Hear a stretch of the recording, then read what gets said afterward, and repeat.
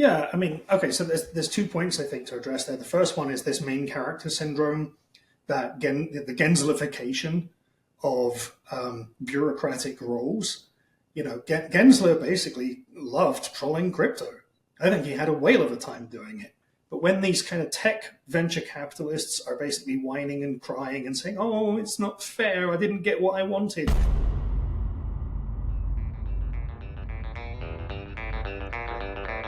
I said sit tight and pack your bags because we're going to the next episode of Beyond the Beats, the #1 Bitcoin and crypto media podcast powered by Chain Story. Welcome in everybody to another episode of Beyond the Beat. Super excited after months of audiences calling me out that why I haven't had this man on, and after months of pleading with him, finally we get Jon Rice on the episode. Thank you so much for coming on, Jon. It's an absolute pleasure. Thank you for having me. I'm glad to be following in the footsteps of many more esteemed journalists and media people who were much better picks than I am. So, yeah, looking forward to it, though. Yeah, no, exciting. Before we carry on, though, if anybody's listening and isn't a subscriber yet, subscribe, hit the like button, comment, send it to all your friends and family. Even if you think it's terrible, do it just so you can have a laugh at me. But the algorithm is completely agnostic to whether you're laughing or because you like it. So I would say especially if you think it's terrible. I mean, if it's terrible, it's not going to be your fault because you've been doing a whole bunch of these and they've all been very good. So if it's terrible, it's because of me. So by all means, I have no shame. All right. Well, then you heard it from Jon himself. I mean, if you think it's terrible, it's his fault, and share it away so that, yeah, we can spread the word. I came to you, Jon, with the first of a tiny pivot in the way that I'm thinking about these episodes and the way I'm thinking about this podcast. And the idea is to analyze the actual news before we go into sort of the news industrial complex, or the media industrial complex. Let's call it that. And for those of you that are listening in, I asked Jon if he could bring an interesting article that he had seen or read or heard about last week, and the idea is to dive into it. And I did the same. So I want to kick things off with Jon's. I'll read the title, and then Jon, I'll let you explain why you found it interesting, why not, all that sort of stuff. But this is from Unchained Capital. So Warren will have significant say in selecting the Democratic SEC commissioner. Chuck Schumer is asking for the input from the Senate's chief crypto critic. And this is by Veronica Irwin. Jon, take it and run. So, yeah, I don't know Veronica, but I read this piece and I thought, well, this is terrific. The piece goes into... So the reason it's fantastic is because it doesn't just tell you some of the facts about how, Elizabeth Warren has, supposed influence over the Senate Banking Committee and so on. I think we already know that. We already know who Liz Warren is. Obviously, her anti-crypto army gave rise to a perception, which was not erroneous, that the Democratic Party, or at least the kind of leaders of the Democratic Party, were very anti-crypto. And obviously, we understand that she had a lot of sway over the appointment of Gary Gensler to the SEC all those years ago. So for one, it's newsworthy when Liz Warren has any kind of input into who's going to be the next SEC commissioner, and in this case, the renomination of Crenshaw. I think it's not just that it's newsworthy; it's that Veronica goes into some really good explanatory journalism here, telling us how the appointment might work, telling us what steps have to happen before Carolyn Crenshaw's nomination is confirmed, giving us other scenarios in which Crenshaw is not confirmed and why and how that works. And then she does some really fantastic, obviously well-sourced kind of reporting on what Schumer's machinations might be in trying to nominate Crenshaw, or allowing Warren to nominate Crenshaw. And she kind of goes into this speculative stuff, which is well sourced, as I say, and it basically comes up with the conclusion that this is a ploy on the part of Schumer to say to Warren, okay, you have a say, but if it doesn't work, we're going to do things my way.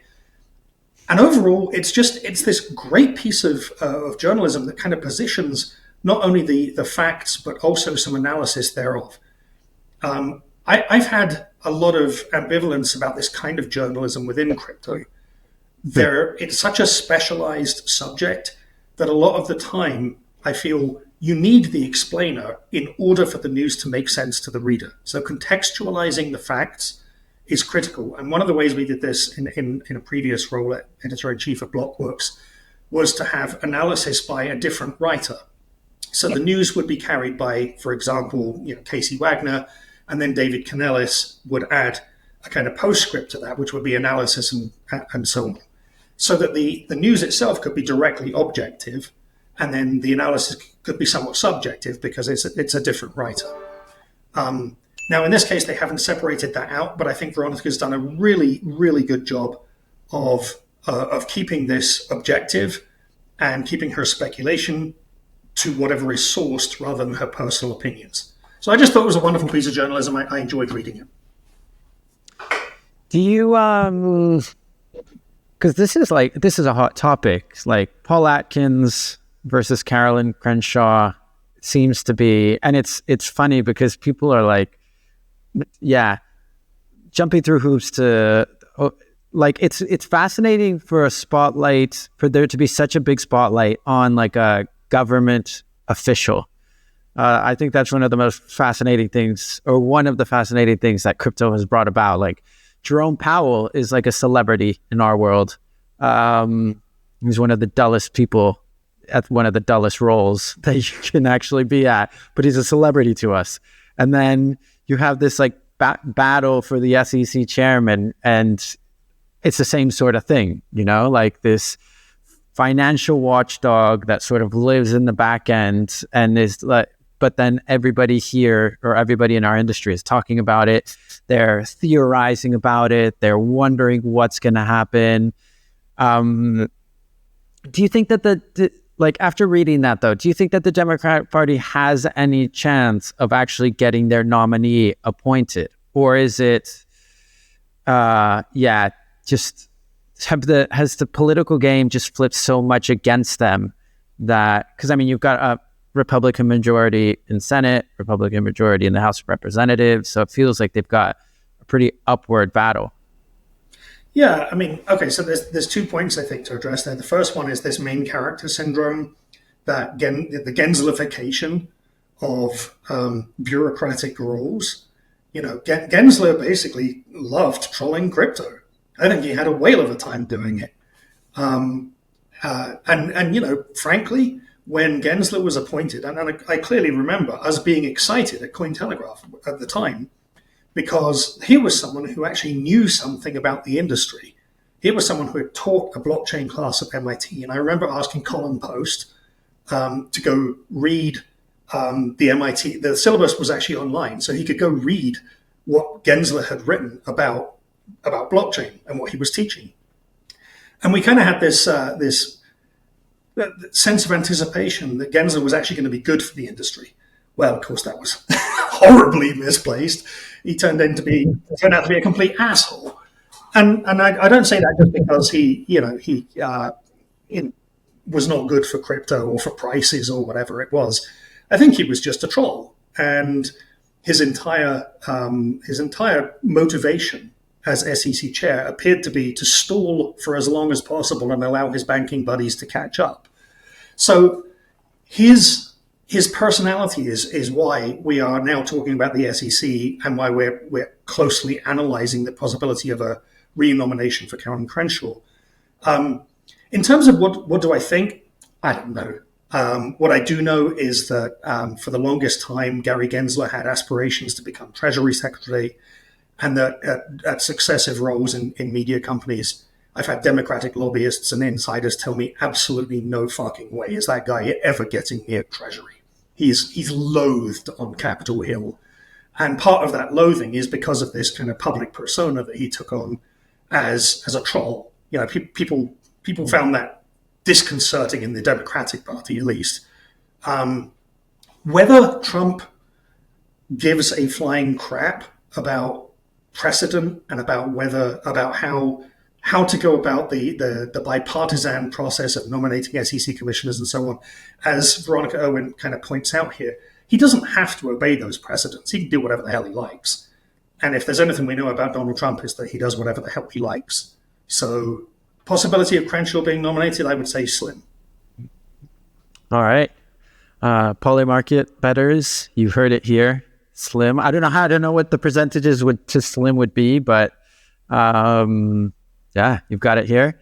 And why do you think Warren has been so reluctant to, because like Elizabeth Warren has always like personified like progressive ideals. Why do you think that she's has become the harshest, Veronica Irwin calls her the harshest critic of crypto in the Senate, and I think she's being kind there. But yeah, why does it seem odd? I mean, the question isn't just why Warren, it's why the Democrats. They had nothing to gain, and a whole lot to lose from alienating the crypto audience. Now, forget the politics of it, right? Let's assume that, for the sake of argument, Elizabeth Warren's championing of the common man, common woman continues to be authentic and real, and I think it has been over her career. You know, the Consumer Financial Protection Bureau that she established has done, a job. I don't know how well it's done the job, but it's done a job in protecting consumers. And I think what's happened here is that some of these politicians have been fed a narrative by their subordinates, and that narrative has taken hold. And the narrative, which actually we'll kind of get to in the next segment, I guess, when we pick up on your story, but that narrative has been really, really clear. Crypto is used by criminals for bad reasons. And it's like nobody explained to the Democrats that technology is neutral. People are good or bad. You can use technology for good. You can use technology for evil. It has nothing to do with the technology itself. And I think this is kind of the argument behind things like the open source argument with Tornado Cash.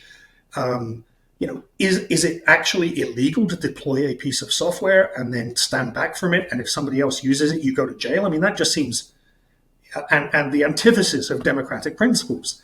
And open source software, as we know, has actually been protected by the Constitution, essentially. It's basically First Amendment speech.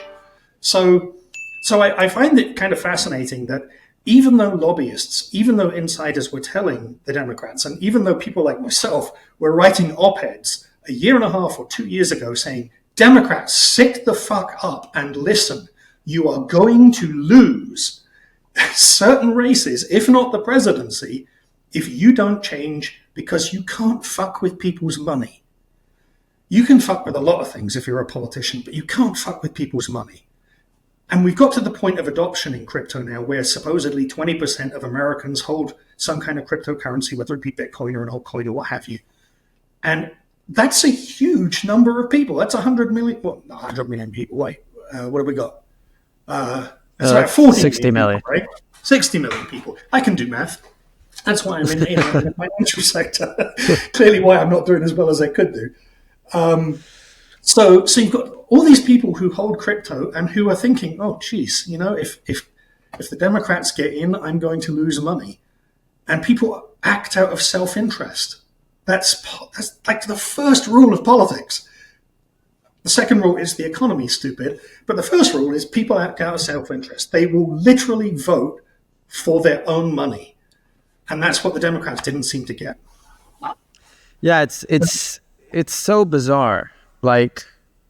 Because again, Democrats, it would make sense for them to accept it to some degree. But I guess the politicization, I don't even know what word I'm trying to say there, but to politicize crypto to a degree that you end up alienating your electorate is going to come down to becoming one of the stupidest moves and like most politically, I guess, punishing moves that the Democrats could have made. And it seems like they're going to continue to make it. Like, I can't imagine now Elizabeth Warren or any of her, I was going to say goblins. Stooges. But, let's go with Stooges. Yeah, Stooges is a better backing down now. Like, I feel like, because we've seen it, like haters and naysayers and the people who are skeptics, they end up doubling down. They never actually take, all right, maybe I should take a nuanced view.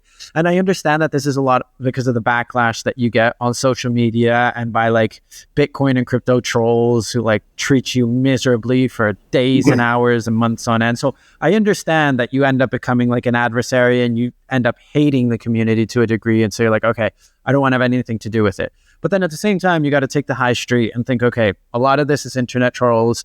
Like, what does my constituency actually want? Where's money coming from? Like, surely there's some pretty important crypto donors who want to back some of your campaigns and you're alienating them to the same degree. So it's bizarre. It's always been bizarre. I mean, it is. I mean, if you're really objective about it, you have to acknowledge that the industry didn't have clear enough rules for a long period of time, and that a whole bunch of pretty awful people took advantage of that. And they took advantage of ordinary people who put their money into crypto and then lost it. That's the part of Warren's argument that I can get behind. That's the part that I can agree with.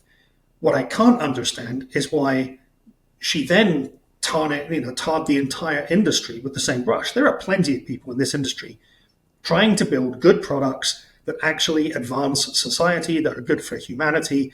I've seen so many founders like that over the years, and being duped by a couple of the bad guys. I mean, we all have.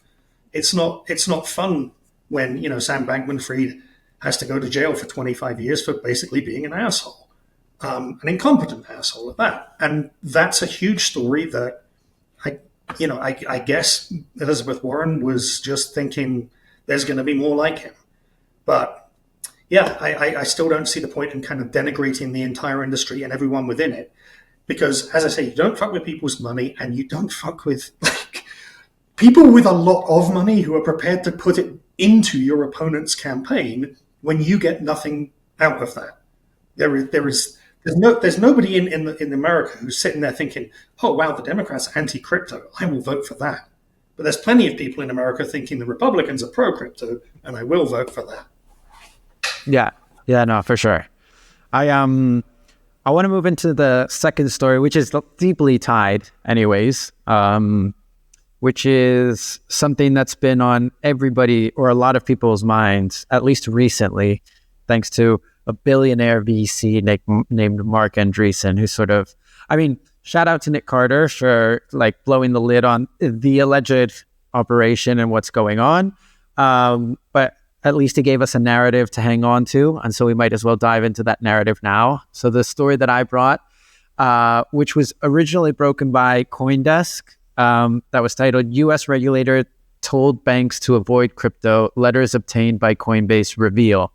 I did. I actually printed it out for those of you. And I went the whole, I'm not going to say 9 yards, but maybe like 8.5. And then I also printed out, because I wrote a take on this at DL, talking about what went down, a little bit about Operation Chokepoint. And we added a bit of nuance, I think, just explaining that crypto is an industry full of fraud and asking for a little bit of extra diligence from the banks and the operators that work in the industry isn't entirely a bad thing, and doesn't necessarily mean that there is an operation happening between private sector and public sector officials. So for those of you that are listening and have never heard of this before, Operation Chokepoint 2.0 is what we're talking about. And it's this idea that there was a concerted and covert effort by Biden administration officials, the SEC, the FDIC, so the Federal Deposit Insurance Company, I'm going to say. Sure. A C Sure. can be a condition, it can be a company. Who knows? Probably not a company, but No, if probably FDIC is not. good. I actually, the worst thing of it all is that I have it written down. So this would be a great moment to actually look at this. And then obviously I'm going to look at it and it's not corporation. That's the word we're looking for.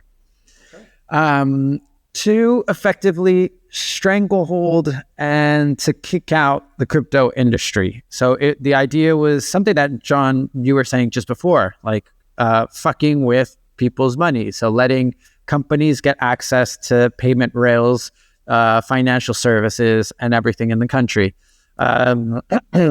Nick Carter did a big investigation. I think it was in early 2023.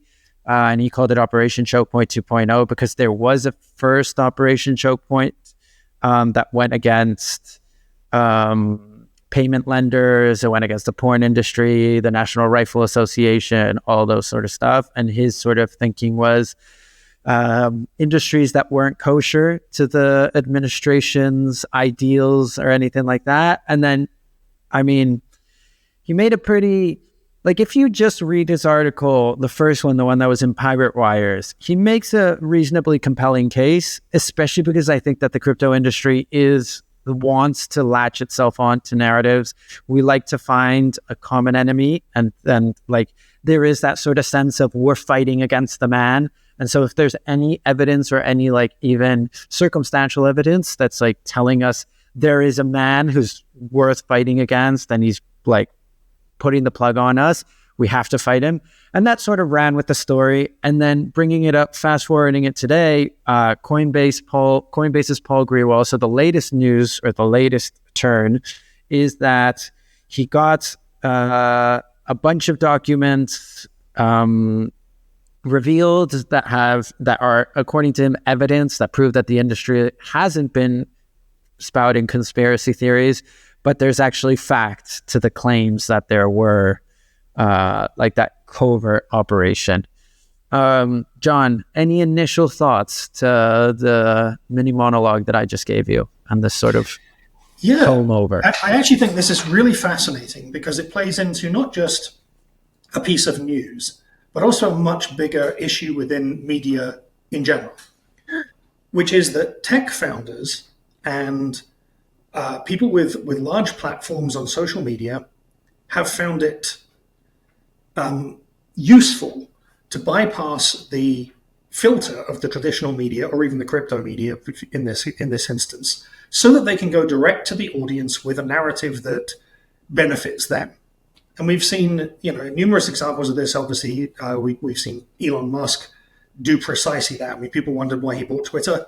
That's why, so he could go direct to an audience, manipulate that audience to whatever whim he had. No matter how stupid his management of Twitter, the purchase of it, I don't think, was done. And you've seen this with Mark Andreessen. I mean, Nick Carter himself is a venture capitalist. This is not uncommon these days. And the narrative that they produced in this case is evidence that the Biden administration was, basically holding them down underwater while they struggled for air and all this kind of stuff. I don't believe it. I've read those letters. What I see in those letters, what I see in the FOIA stuff that Paul Grewal, and by the way, celebrity lawyers, I got no fucking time for. But what I see in those FOIA requests is the FDIC basically saying we need to hit the pause button here. We have not got regulatory clarity. We do not have the rules and regulations that we need to provide safe, sound banking. Could they have accelerated that process? Very possibly. Is there a mini narrative here, like a little thing where maybe they were told, just hold off a little bit? Maybe. But the whole debanked narrative to me is, it's a bit shady. And we're talking here, I think, primarily about companies that were trying to offer crypto platforms like lending, staking, earning, whatever it may be, directly to consumers, and probably exchanges too. I'm sure Coinbase is represented in these letters too. And I know that individuals have actually lost access to their own personal bank accounts as a result of having multiple crypto transactions come in, and that's very different. I have a very different view on that. But when these kind of tech venture capitalists are basically whining and crying and saying, oh, it's not fair, I didn't get what I wanted, so I'm going to go whine to an audience of 1 million people, and then the media is going to pick that up. Now, I don't always agree with the Washington Post on crypto, but the Washington Post had a very interesting piece just a couple of days ago on precisely this subject. Are tech bros really being debanked? And the answer, I think, that they came up with was probably true. Not exactly. It may happen in certain instances, but there's no evidence of a concerted effort by any administration to truly debank founders and their companies. There was literally just hit the pause button. We don't have our rules set up. When we have them, ideally, well, I guess maybe I'm adding that when we have them ideally part. That wasn't specifically referred to in the letters, but I'm inferring that, at some point they would have to address these issues, and so yeah, I think it's just another example of tech people going direct to an audience. Yeah, no, those are some. I agree. There's some good points. I do think that. When I first read Nick Carter's piece, I did give credence to the idea that there could be some, I entertained the possibility.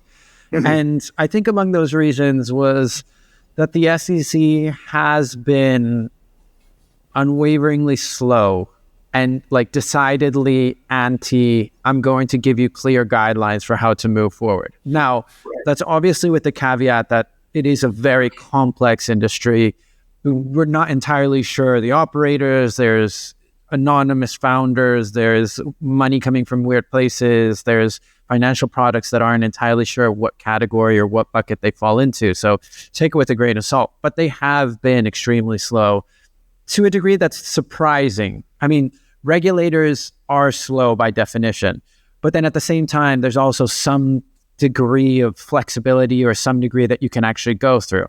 And like you, I'm not one to take much from celebrity lawyers or spokesperson or anything like that, but there has been a lot of claims that they've been decidedly I'm going to give you any sort of guidelines. And when they've been pressed, okay, can you at least tell us what we can or can't do? I'm not sure if it's silence that they've received or what. So I do think that there's a bit of a frustration that's triggering this that's not entirely unbased. Now, whether there was a concerted effort and there was something that's being tech bros, we need to get rid of you guys, or crypto bros, we need to get rid of you guys, I think that's a bit far-fetched. And I feel like that was actually a mistake on the Democrats, tying it back into what we were saying before. It was a mistake of the Democrats to not have charged against that wall head on, to be no, we don't have anything to do with this. This is why, this is why, this is why. And that could have saved them in at least at some electoral rate or in some race or something, but you have Gary Gensler coming out and saying he had no idea that there was this alleged Operation Chokepoint 2.0. And it's for sure you knew. You might have not had anything to do with it, but at least acknowledge that at some point those words came across your desk or across a meeting or something like that. And so I found that fed this sort of fire and this monster that's looking for some sort of explanation to why what's happening. And then I think also to another point of yours on the Mark Andreessen. So for the audience that's listening in, and there's a lot of times that I do say the audience that's listening in to give some sort of context because my parents listen to this. They're avid listeners and they're not entirely sure of what the fuck we're talking about. So Mark Andreessen is a very famous tech founder, billionaire. He's the VC of A16Z, which is heavily invested across the industry. He's become an influencer / crypto hedge fund. And so he was on Joe Rogan and started whining and crying about being debanked and things like that. So you got to take it. It was obviously very funny to watch a billionaire sit in front of Joe Rogan and complain about being debanked, even if he was being debanked or a part of his portfolio was being debanked. Well, they love the term, but what it really comes down to is it is a catchy term, but there's a huge difference between non-cooperation and outright war, right? And if I think absolutely the Democrats have slow walked regulation.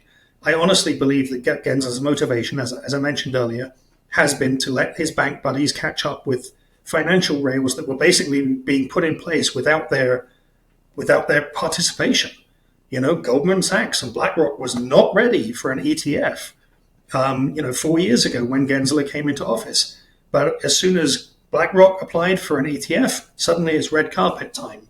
And at that point, he really couldn't, tell everybody else, well, screw you, I'm only giving it to BlackRock. So I believe that, his whole policy was to slow walk everything. And I think the FDIC may well have slow walked this too. But as I say, civil disobedience, if you like, is not the same as civil war. And I just don't think that the FDIC was literally sitting there saying, right, okay, well, that guy, he shouldn't have. No. Now, Caitlin Long made a lot of very good points when she was setting up Custodia. And I think she argued very coherently and very persuasively that her application for, I think it was a master license, master charter, master charter or without good reason. She could not, for the life of her, establish what the reason was. And so she kind of inferred, as I think some of these other tech pros have done, that it was a specific slight against the industry in which she operated. And it may well be that that was the case when it comes to an actual banking charter like that. But again, I don't think we're talking about banking charters specifically. I think we're talking mainly about just these guys saying, well, I didn't get to do exactly what I wanted, and now I'm sore about it. So, and every time these billionaires, every time they're sore about it, they go straight to the public now. So, yeah. Then the internet just tends to, and us in the media tends to propagate it endlessly. But I do have one question, and this is a genuine question that I had, because while I was writing the article, I was actually sifting through those filings or those pause letters, whatever they called. And something that did draw my eye, I'm not a legal expert at all, but they were heavily redacted, like heavily redacted, like entire passages were redacted. I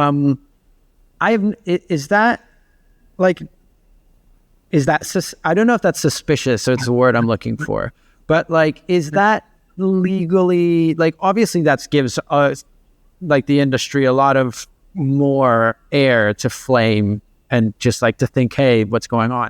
Because that's something that I thought, like, I was like, okay, why is this so heavily redacted? Surely and where's the legal recourse for like Coinbase and partners to be like, hey, we need you to unredact these so we can understand entirely what's going on? Like, is that normal?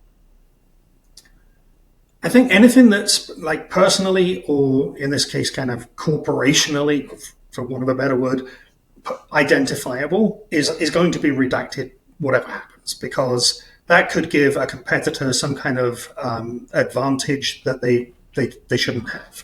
So right off the bat, anything that pertains to who the requester is, or products and services that could identify them, that's going to be pretty clearly redacted. What was interesting to me in the redactions, and again, I actually went through the same things you did, clearly, it wasn't that all those personally identifiable things were removed. It was that references to products and services such as staking or lending do not appear. So those have been redacted too. And I found that a little bit interesting, because those, I couldn't quite tell why you would say, for example, if you're the FDIC, why do I want nobody to know that I'm looking at staking? Why do I want nobody to know that I'm looking at lending? And I don't think I think those things are generic enough. Hard to tell because they're redacted, but I'm inferring from the redactions themselves that references to products and services were also redacted, which means they're not telling us which products and services are under investigation or subject to some kind of regulatory approval or ongoing legislation or rulemaking. And that, I think, that's not helpful to the industry. If you're a crypto founder and you're looking to establish some kind of lending platform, you can't look through this and say, well, there's some clear guidance here. And that guidance still doesn't exist. It's not going to exist for a little while, I'm guessing.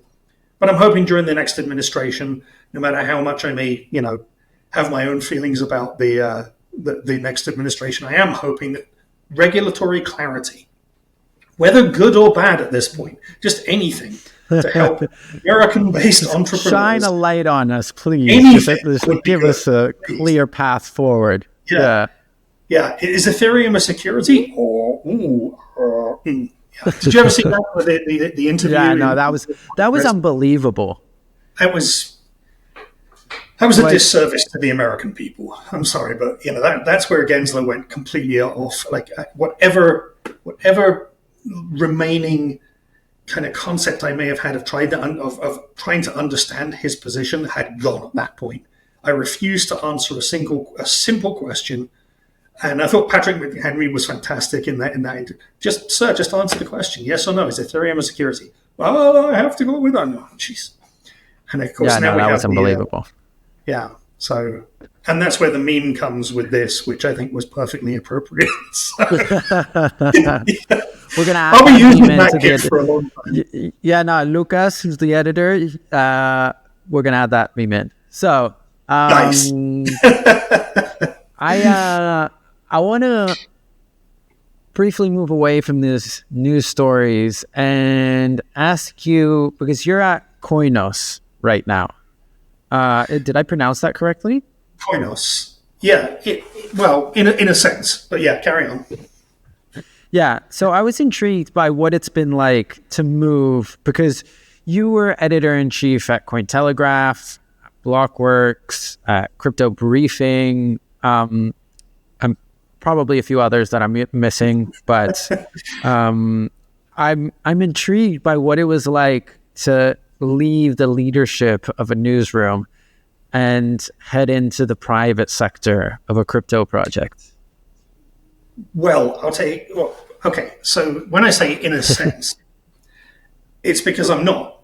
Koinos is, in fact, a completely decentralized community. I volunteer. I'm not paid anything. I don't get tokens. I don't get money. I do it because I believe in it.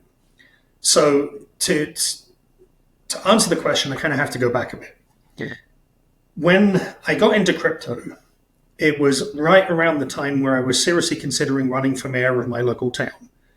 And I wanted to go into politics because I wanted to make a difference. I thought that the difference I wanted to make was positive, and it was time. I'd had a good career in advertising and marketing. I wanted to go do something. I owned a small media company, and I thought that I could do something useful there. But the more I looked into politics, and the more I looked even into local politics, the more I realized that this is just a shit show. Everything is a compromise. Everything is. And I decided that, crypto gave me the opportunity to effect change through media in a way that resonated with my personal values. I believe that we are an overly centralized society at this point. We have too much power in the hands of too few. They control algorithms. They control the money. They control the media, blah, blah, blah, blah, blah. Everybody knows this stuff. But I thought that Web3, the origins, the very kind of seedlings of Web3 that I encountered in 2017, would give me the opportunity to advocate for this more decentralized technology to a wide audience if I, leveraged my media and advertising and marketing skills and so on and so forth. And actually, my very first job ever was a journalist. I just hadn't practiced journalism for a very long time. I still believe very strongly in that. And I've spent about as much time as I think I can in media watching that narrative be systematically disassembled and destroyed by the mainstream media, and realizing that whatever change I can effect is going to be limited. Wherever I have the opportunity to try and convert people to this notion that, again, the technology can be used for either good or bad, and I personally advocate for using it for good. So Koinos comes along.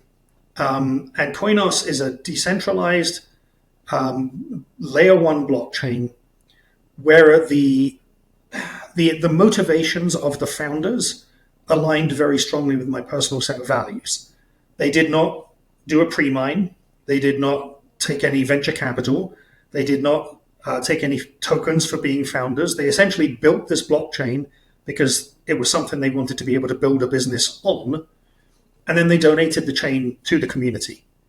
So we have this completely decentralized community of people who generally are of a like mind, most of them. Of course, there's plenty of speculators in there, like there are in any community. But most of these people are trying to bring Web3 to everyone, which is their tagline.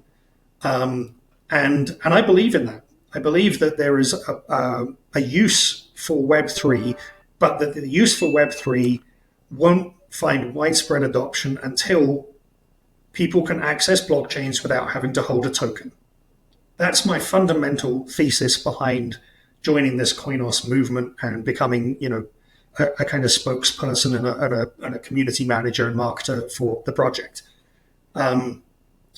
It's a feeless chain, and because it's feeless, they don't actually have to onboard people through an exchange or through KYC and AML, and you don't actually have to buy a token at all, because a developer who builds an application can simply say, okay, you can use my tokens. It's actually a regenerating property of the token, and it's all way technical. I don't need to go into it. But suffice to say, when values align, you have to take the opportunity. My values align with these founders. They're the guys who actually built Steemit way back in the day. And when Justin Sun came along and did a hostile takeover of Steemit, they all left. And that's where I met them. I was covering that for CoinTelegraph at the time, CoinTelegraph magazine. I had Darren Klein do a fantastic interview with those guys. And just everything they said resonated. So even though I'm not with a private sector company as such, yeah, I'm absolutely advocating for this, because as far as I can tell, to this point, it's the only project that allows people to use the blockchain without holding a token. And I think that's how you bring 1 billion people into this industry. It's not through telling them, go to an exchange, do your KYC, purchase a token, hope that it goes up in value, blah, blah, blah. The financialization of Web3 has to come to an end if we're going to get to some kind of genuine mass adoption. So that's why I'm doing it. But yeah, I miss media. I mean, I really do. I love the cut and thrust. You jumped the gun. That was literally going to be my next question. Do you miss the media? Or do you miss media? Yeah, I really do. I mean, there's nothing more satisfying than watching a carefully crafted piece turn up, get views, instigate some kind of debate among well-informed people. And there's nothing quite as upsetting and soul destroying as watching journalists fuck up. And when you wake up in the morning, Andreas Antonopoulos is saying, but delete CoinTelegraph. It's I've been through the ringer. What? Did that actually happen? Did Andreas Antonopoulos come up and say we need to delete CoinTelegraph? What was the story absolutely. That made him say that? It was. It sounds like I'm abdicating responsibility, and I am. But essentially what happened was... Full disclaimer. I went to every night before I went, look, CoinTelegraph is 24/7. It's a really hard job. Really, really hard job. I would go to bed at about 10, and the last thing I do before bed is check Slack, check what stories are going out, check what leads up, and so on and so forth. I'd wake up at maybe 5, and I'd start checking Slack, what stories are coming up, blah, blah, blah. Between that 10 and 5 window, and it's actually a former colleague of yours, Sam Haig and Andrew Fenton decided to publish a piece of work that literally had as the headline, Bitcoin double spend spotted in the wild. Oh my God. Yeah. That does sound like Sam's vernacular, to be honest. Now, if that headline is true, we're all fucked, because the entire industry is completely decimated. If we haven't solved the double spend problem, there is no crypto. So sure enough, that got published. I woke up with a direct, like my inbox was just full of death threats. It was full of, the worst of which, actually no, this was Cardano. I'm sorry, this was one of Charles Hoskinson's. No, so it wasn't this one. But I mean, death threats I had. You have no idea just how vitriolic the response to this was. And of course, Sam defended it by basically saying, well, it was BitMEX research. They said it. And I'm like, you reported it uncritically. What were you thinking? So yeah, that was probably the worst day of my entire professional career. And I do Wow. include all 30 years of it. Wow. So yeah, Did Andreas Antonopoulos ever come around? Did you ever have a chat with him? God, no. No, he was 100% within his rights. Yeah, it was a Yeah. terrible thing for CoinTelegraph. I mean, like, you're supposed to be you're supposed to exercise some kind of judicious, approach to a story like that. You're Supposed to. Yeah. And I don't know what, Andrew is an excellent editor. I don't know why he was asleep at the wheel. He's a really fantastic editor, really high quality. I think he probably just didn't get the repercussions or something. But yeah, worst day of my professional career. What was the best day of your professional career?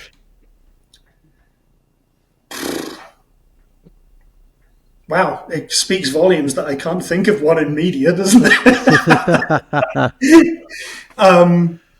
Yeah, no, I honestly can't think of a particular. No, oh, actually, okay, I'll go way back. I'll go back to the very, because it was very satisfying on a kind of personal level, even if it didn't really make a huge difference to the crypto industry. But way back, I think it was 2018. There was a company in Germany called SaveDroid, and I don't know, it was some kind of savings app within crypto. Anyway, the founder of that app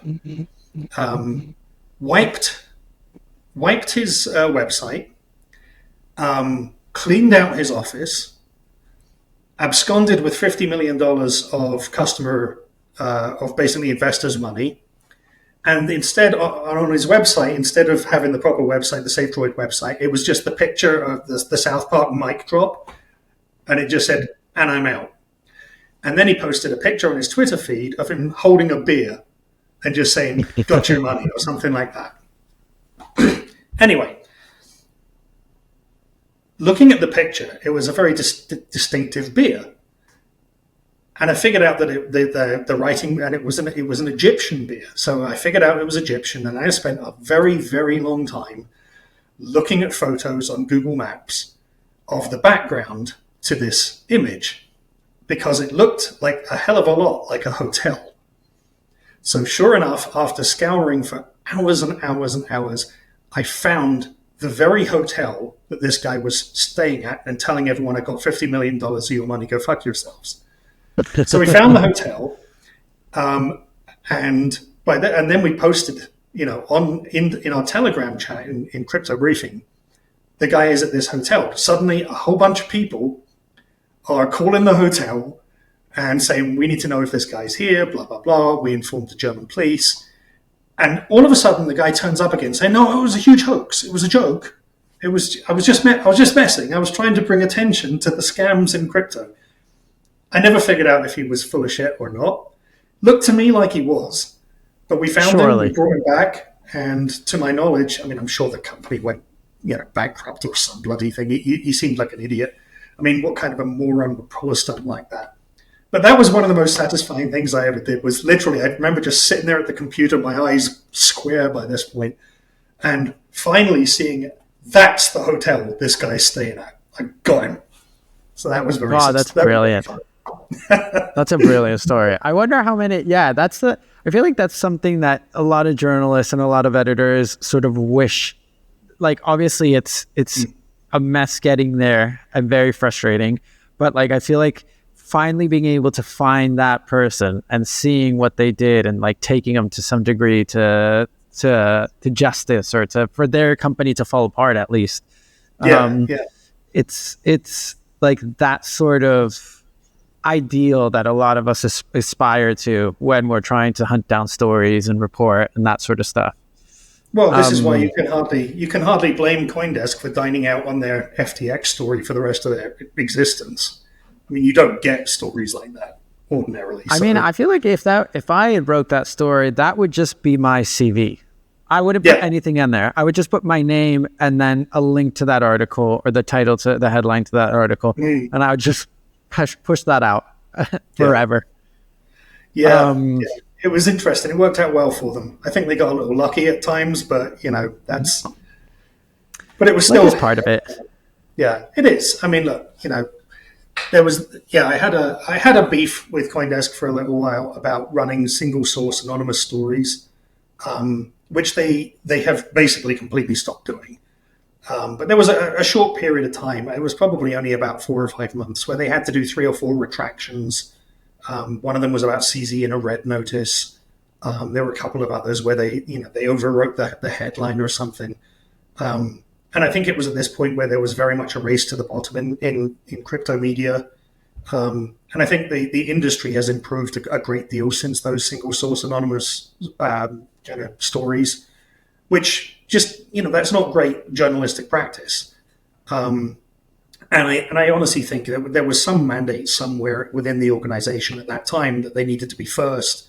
And people were just running to publish things without really verifying the source, or at least getting another couple to verify it for them. But since then, I mean, look at the stuff they're doing now. I mean, look at what Sam Kessler's been doing and Danny Nelson's been doing. Those investigations have been absolutely superb. They're crushing it. And they really are. I mean, best investigations in the industry at the moment. So, yeah, it's really nice to see that I've always called CoinDesk the flagship crypto media publication. And I really do think it's back to its absolute best. So, yeah, nice to see. Yeah, no, for sure. We're running up on time, but I'm sure that, time got away from us. I feel like you're going to be one of the people that I'm going to be very excited to come back, because I feel like you've got some interesting battle scars. And unlike a lot of people that have come on, you don't care about saying what you actually think about a lot of things. So it's good. It's refreshing. A lot of people sort of tie themselves back on screen, but you being enough.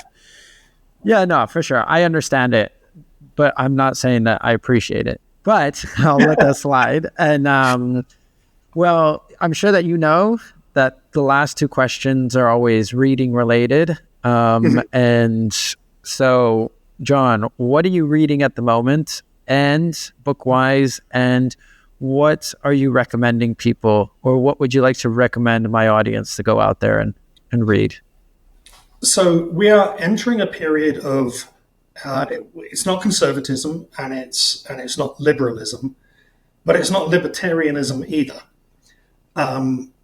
Certainly in the US. So I would recommend, I'm back to reading old Golden Age science fiction authors, back to reading Robert Heinlein, who was one of the great libertarian authors.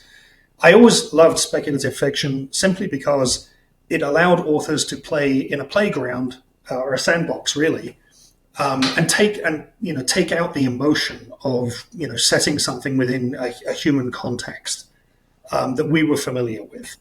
So I'm reading The Moon is a Harsh Mistress, which is a kind of allegory for the American American War of Independence.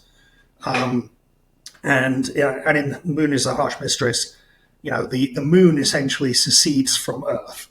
And it's pretty fascinating to relitigate those libertarian ideals through the work of someone who was himself a strongly libertarian. Even if a lot of his work these days would be cancelled in about 5 seconds flat. But it's wonderful just because I really do think we're going to go through this period where it's kind of an amalgam of different political philosophies with no real cohesion. That's me trying to be positive about a Donald Trump administration. But, I do think there's going to be quite a lot of libertarian ideas introduced into this administration through people like Musk and Ramaswamy and what have you, and Kennedy. So it's that's a useful one to read, I think. And that's, I'm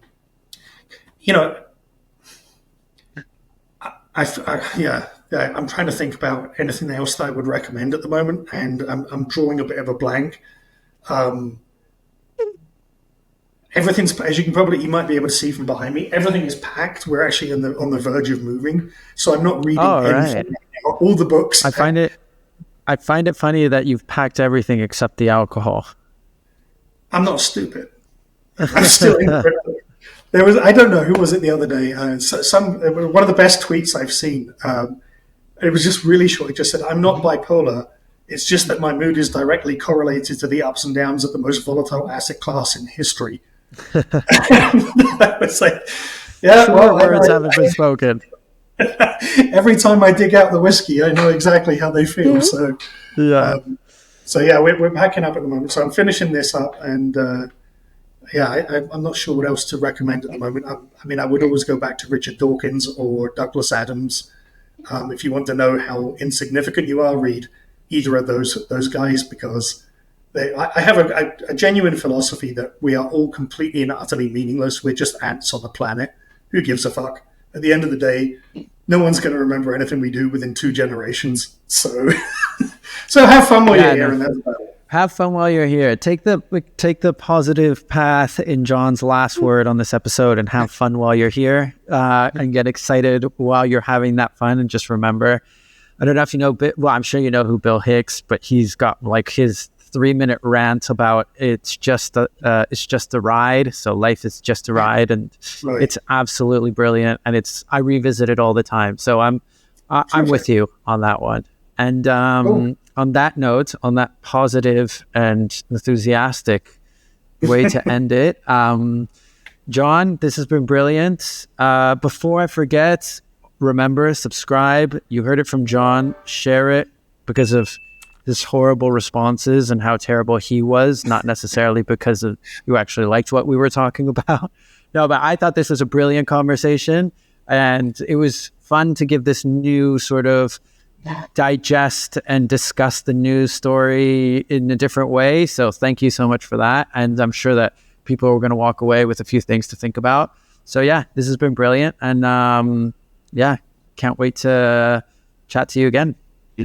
Pedro, I really enjoyed it, and keep up the good work. I think you're doing fantastic stuff, and the media needs people like you. So keep shining a light. I appreciate it, and thanks for taking the time to interview me. Thank you, and I'll catch you guys next week.